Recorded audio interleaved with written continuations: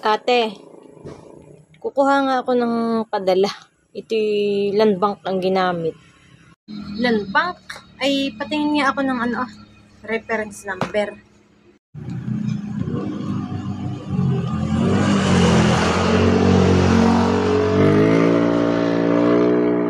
Ito ate, yung 22,500. 22,500? Aba, ay napakalaki naman na yan. Ako'y walang ganay ang hawak. Dapat ay ikaw ay nagpunta muna dito kanina bago ka nag-send. At tinanong mo muna ako kung may hawak akong ganay ang kalaking pera. Magsasabi pa ako, kaya nga padalahan ito. Bakit ka nagtayo ng padalahan kung wala ka palang pundo? Kailangan pang pumunta ako dito. Ay paano kung biglaan at nasa Maynila at basta ipinadala sa iyo? Wala ka palang ibibigay. Ay ibalik mo.